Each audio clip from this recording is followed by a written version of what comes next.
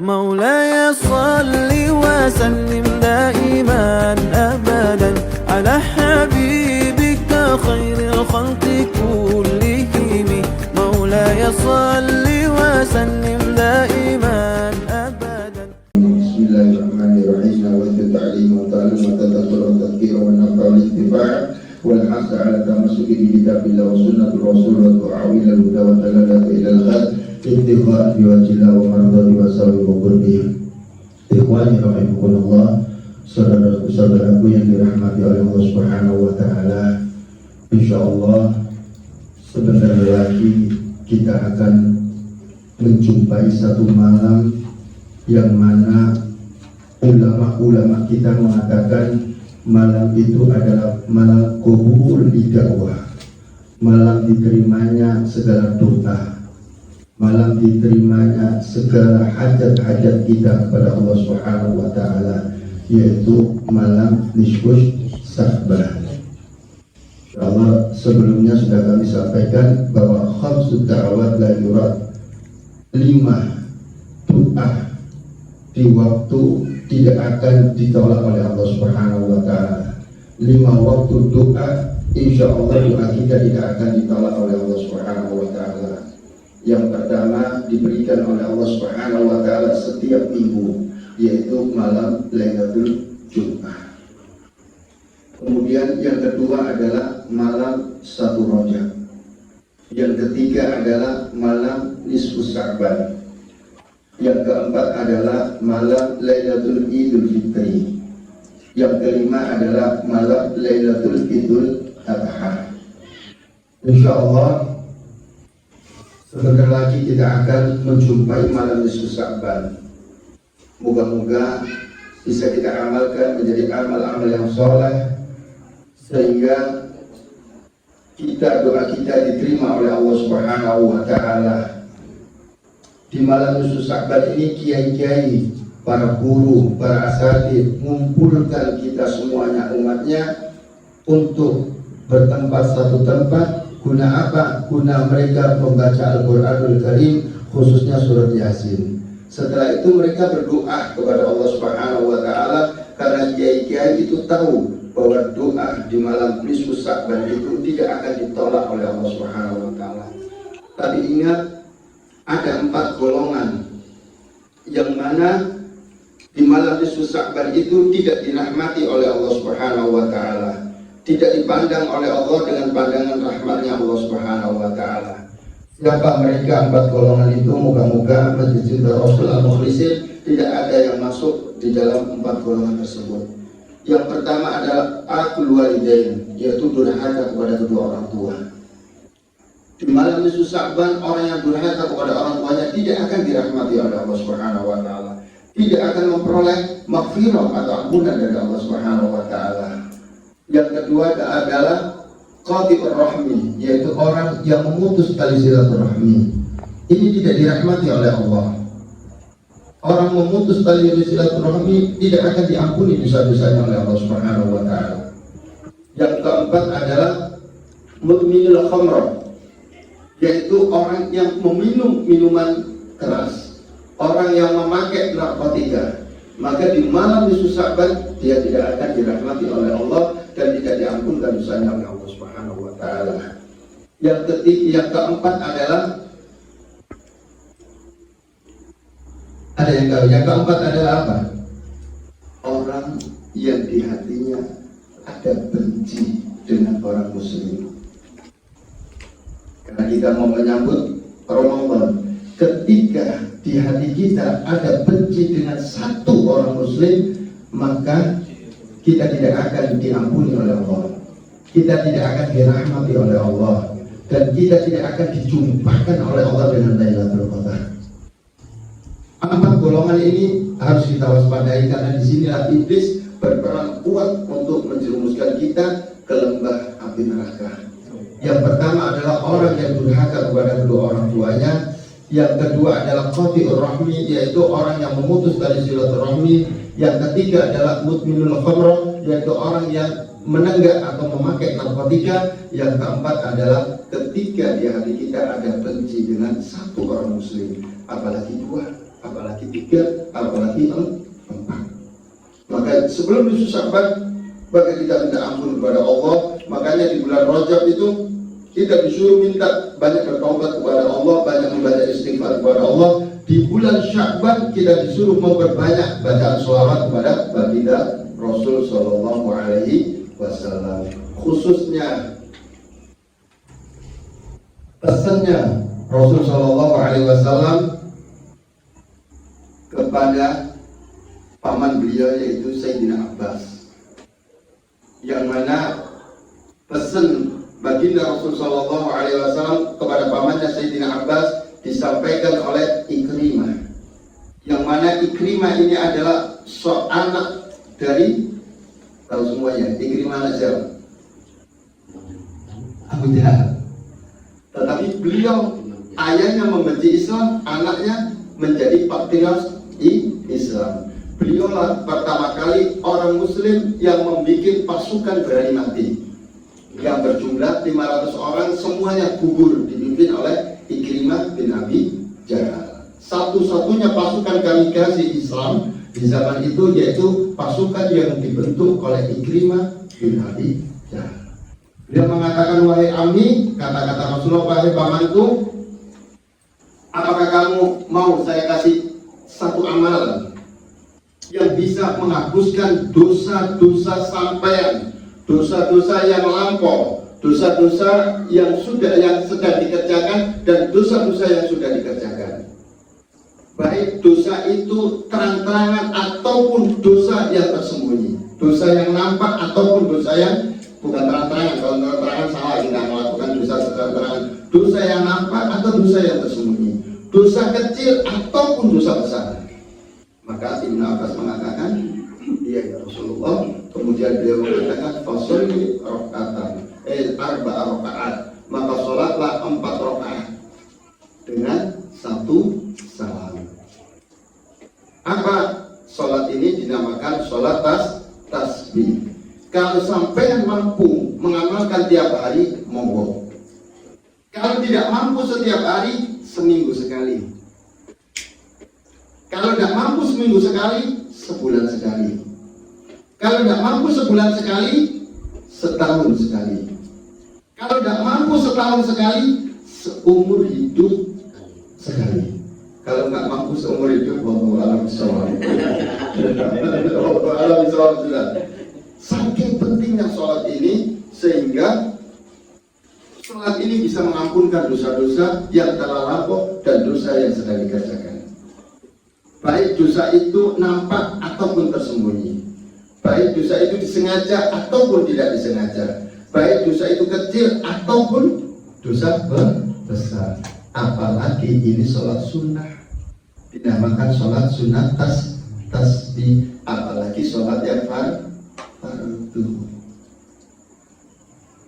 Sholat sunnah dahsyatnya kayak gini, sampai diampunkan semua dosa-dosanya. Makanya ketika kita mau menjalankan sholat itu bergerak. Kalau hati kita ringan menjalankan sholat, berarti itu petunjuk dari Allah bahwa kita adalah hamba yang disayangi oleh Allah Subhanahu wa Ta'ala. Itu alamatnya. Anak jadi nasoid diniyah, tanda-tanda orang yang dicintai oleh Allah, tanda-tanda orang yang dirahmati oleh Allah, tanda-tanda orang yang disayangi oleh Allah. Digerakkan hatinya untuk senantiasa melaksanakan sholat. Apalagi sholat jamaah fi awwali waktiha, di awal waktunya. Bisa kita periksa diri kita masing-masing. Ya. Ketiga, kita mendengarkan hayya 'alas sholat, lanjut. Allah sayang sama kita, tetapi kadar sayangnya presentasinya agak turun dibanding orang yang mendengarkan Allahu Akbar, langsung diletakkan kerjaannya menuju jalannya Allah, berarti itu orang presentasinya lebih tinggi. Tetapi kita masih disayang oleh Allah. Kenapa? Kita walaupun agak terlambat dikit, maaf ya kan, agak terlambat dikit, masih kita sholat. Kadang diundur-undur sampai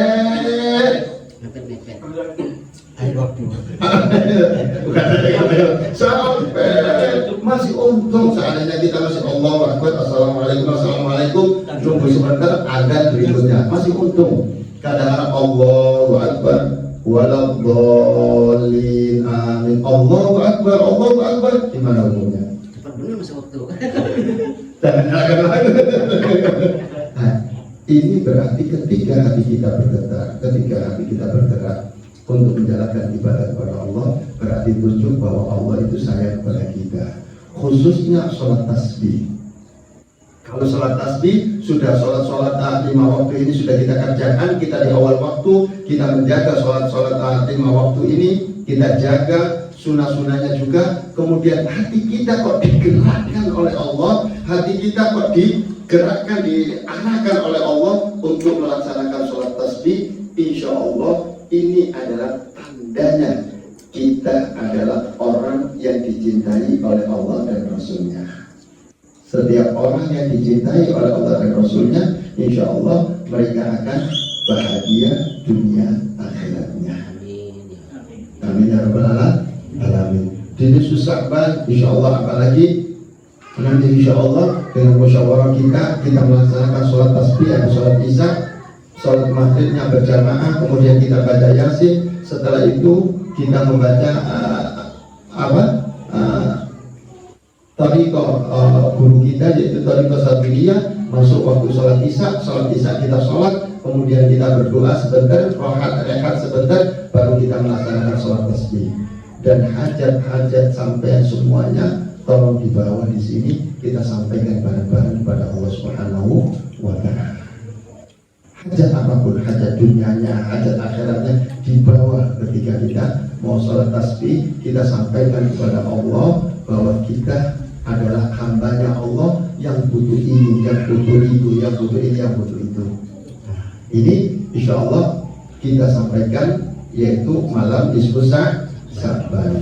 Diharapkan nanti ketika kita melaksanakan malam nisfu Sya'ban itu, kalau kita melaksanakan sholat tasbih juga zikir tariqah Sabiliyah, dihimbau harus pakai baju putih.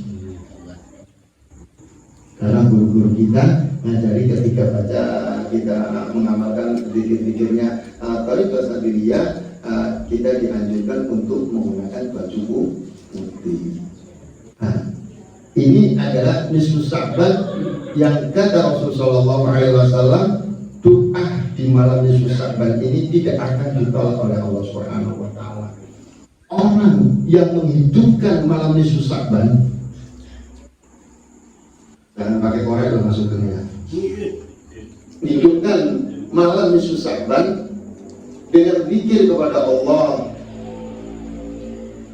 dengan membaca Quran, dengan tadabbur, dengan tafakkur kepada Allah, dikurangi tidurnya di malam nisfu Sya'ban, itu dinamakan ihya lailatul nisfu Sya'ban, menghidupkan malam nisfu Sya'ban. Maka Allah akan menghidupkan hati orang tersebut, di mana hati pada mati. Makanya kalau ketika kita kepingin hati kita hidup, ayo sama-sama nisfu Sya'ban itu kita hidupkan dengan zikroyat, dengan zikir-zikir kepada Allah Subhanahu wa Ta'ala. Khususnya kita sudah moga-moga bisa dilaksanakan sholat, kita sholat berjamaah, kemudian kita membaca Yasin dengan niat, 3 niat. Kalau di masjid-masjid biasanya baca 1 Yasin, 1 niat, 1 Yasin, 1 niat, 1 Yasin, 1 niat. Akan tetapi kita 1 Yasin 3 niat. Setelah itu dilanjutkan dengan zikir Sabiliyah, tariqah Sabiliyah. Setelah itu insya Allah masuk sholat isya. Setelah masuk sholat isya, kita baca kita melaksanakan sholat tasbih. Sholat tasbih itu berapa rakaat? 4 rakaat. Bagaimana caranya? Setelah kita membaca niat usholi sunat tasbih 4 rakaat mustaqbilan berarti lillahi ta'ala Allahu Akbar, baca kabirah walhamdulillahi katsira wa subhanallahi bukratan wa asila, sampai akhirnya stop. Sebelum membaca Al-Fatihah kita membaca tasbih sebanyak 15 kali. Apa tasbihnya? Subhanallah,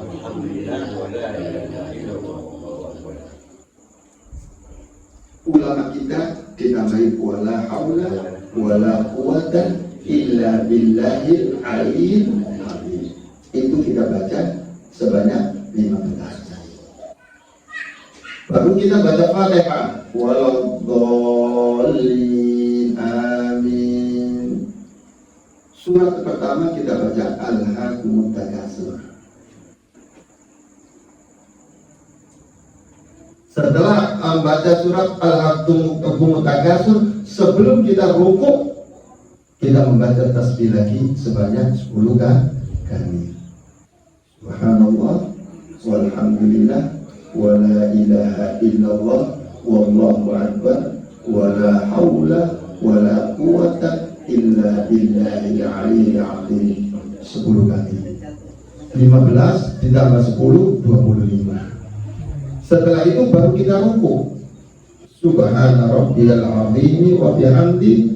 Setelah 3 kali baru kita baca tasbih lagi 10 kali.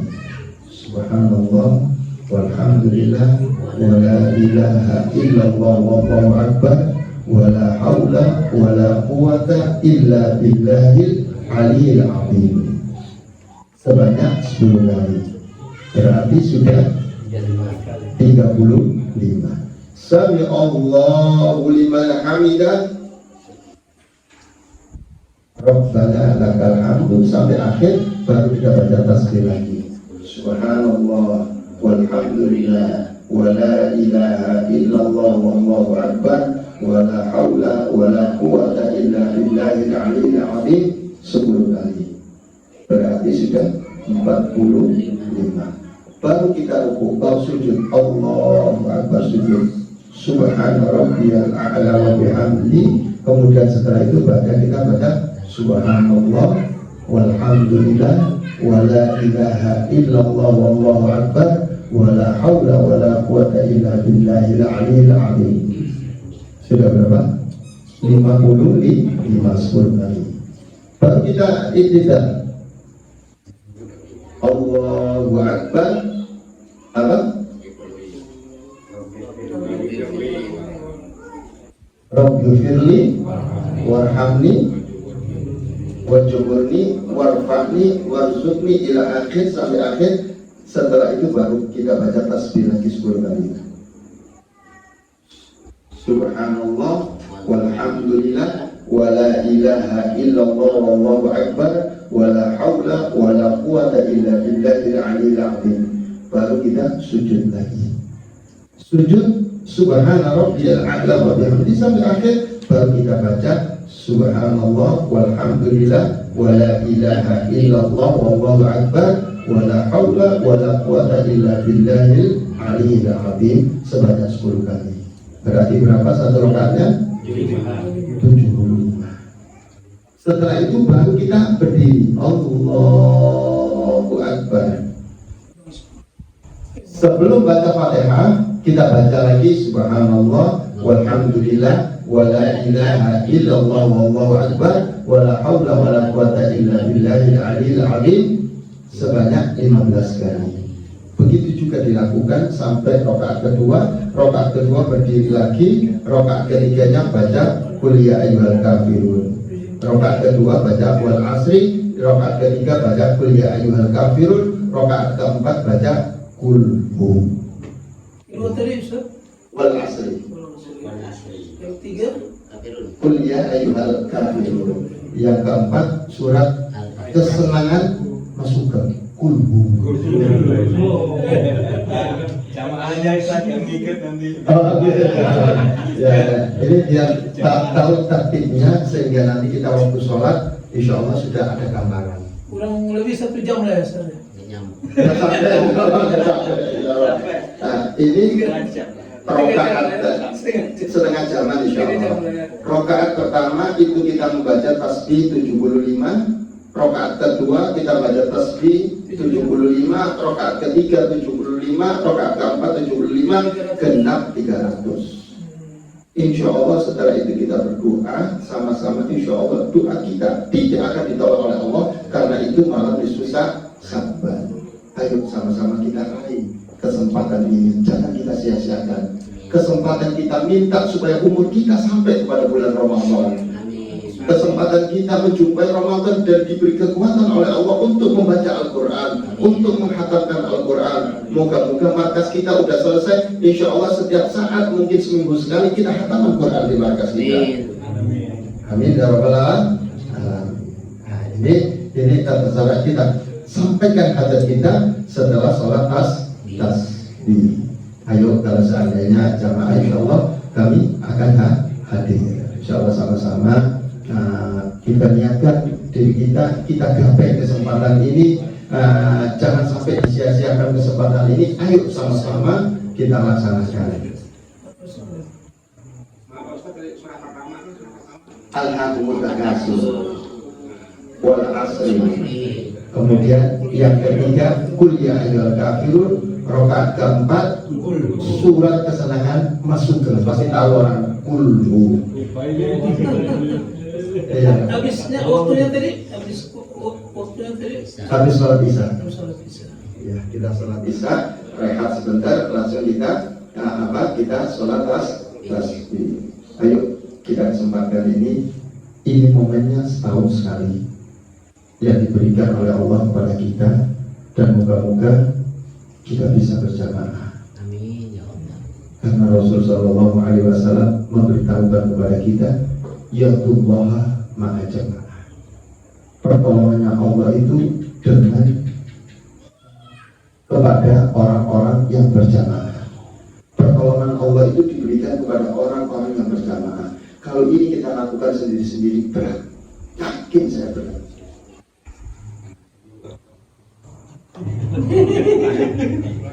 Lupa-lupanya. Insya Allah nanti saya nggak terburu-buru, saya sapi betul-betul, biar belakangnya ikut mensapinya. Kenapa? Karena ini event setahun sekali. Nah, ini mungkin malam ini hanya kita sampaikan ini karena kita persiapan untuk malam Nisfus